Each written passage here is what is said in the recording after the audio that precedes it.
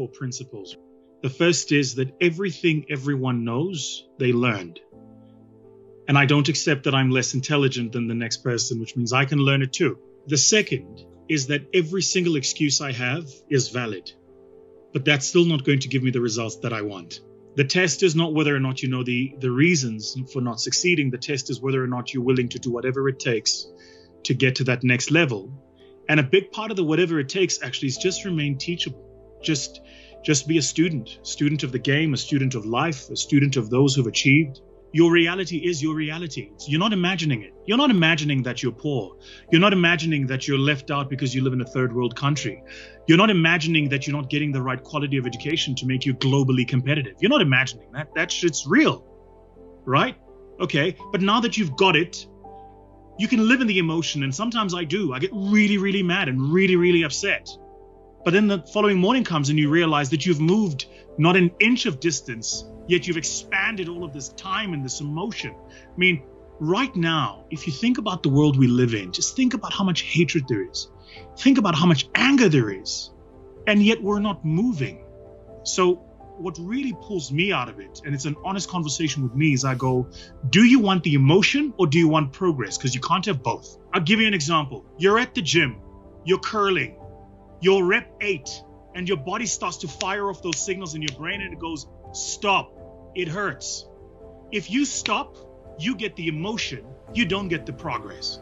So if you talk to any decent athlete, they'll tell you that where the pain starts is when the work starts. So you either get the emotion or you get the progress, but you can't have both.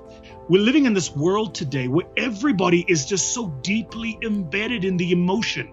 I want to be angry at Tom because he's X, Y, and Z, and I want to be angry at Vusi because, yet you make no progress.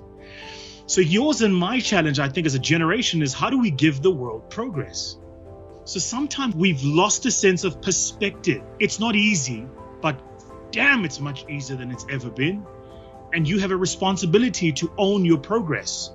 The hardest thing to do is to enable people to see themselves as they are. When somebody asks the question, who are you? How do you answer that question? Are you the job you have? Are you the place you come from? Are you the lineage of your ancestors? Are you the qualifications? Are you your geography? Who are you? We've put these people in positions of power and leadership whose mindset was not disentangled from the way things used to be. So they bring an oppressed mind into a freedom construct. Then they act like oppressed people, and we wonder why the results are the way they are. I think the language is important here.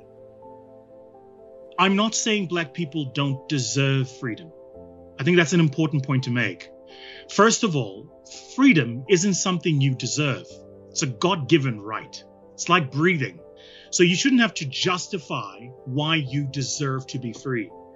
And often people that approach that conversation heard me to say, Black people don't deserve freedom. And I'm going, no. The idea that you deserve it means there's something you have to do to earn it, which by itself is fallacious. There is nothing you have to do to earn the right. That said, if you accept, and we all do, that there have been hundreds of years of structural exclusion and oppression, not only of the Black body, but of the Black mind.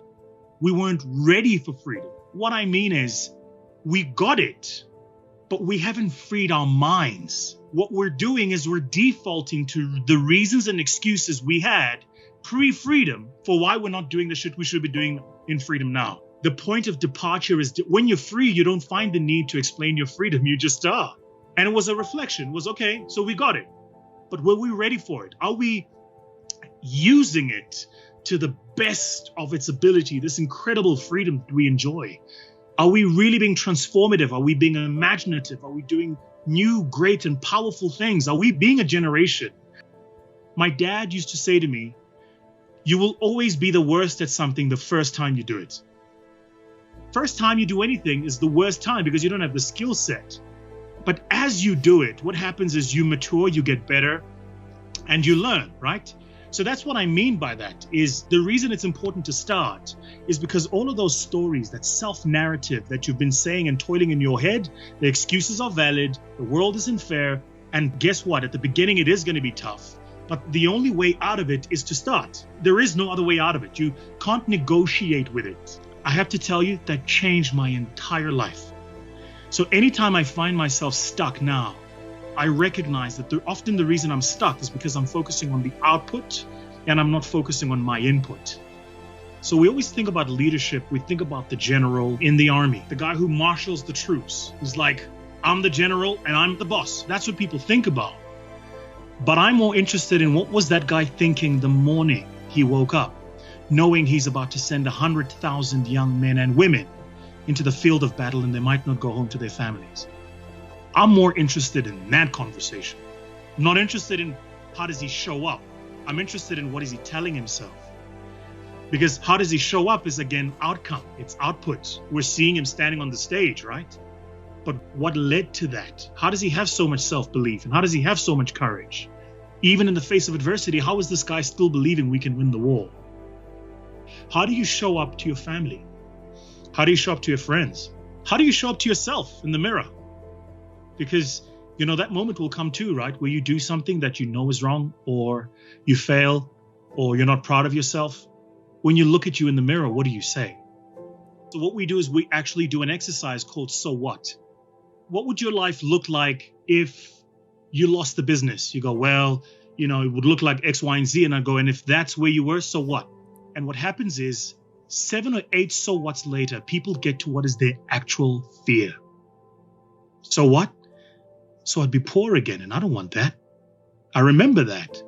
I remember going to bed hungry. I don't want to be poor again. Oh, okay. So actually the reason you work like a dog and you don't see your kids and you've completely no balance and you're completely overweight is because you're scared of poverty.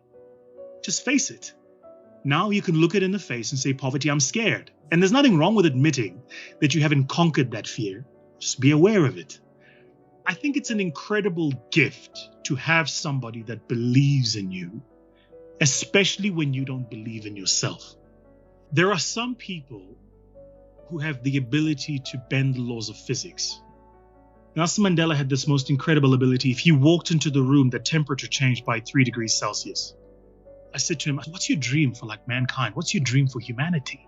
And he said, faith is the ability to see the invisible, believe in the impossible, and trust in the unknown. And it's only as I've grown older that I realize what he was actually saying. And I think a lot of us are living in a world today where unless we can see it, touch it, or feel it, we don't believe it to be.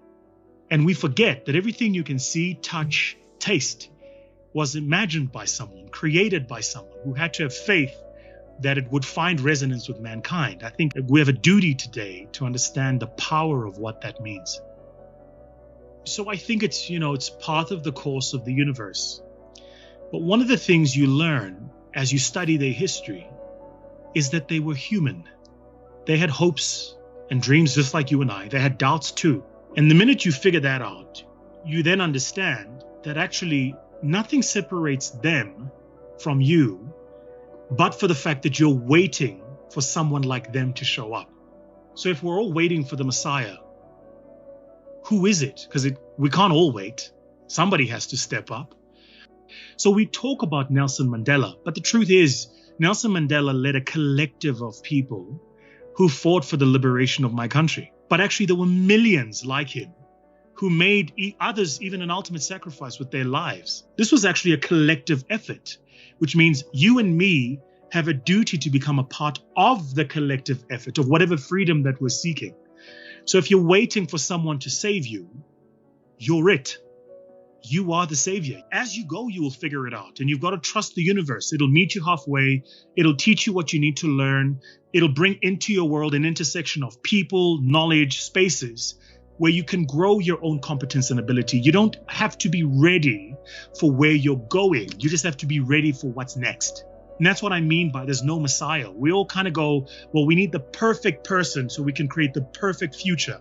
But what you're learning is there is no perfect person for the perfect future. There's the person who's just working on next step. And that's all it is. So I actually don't need the perfect person to come and save me. I can do it myself.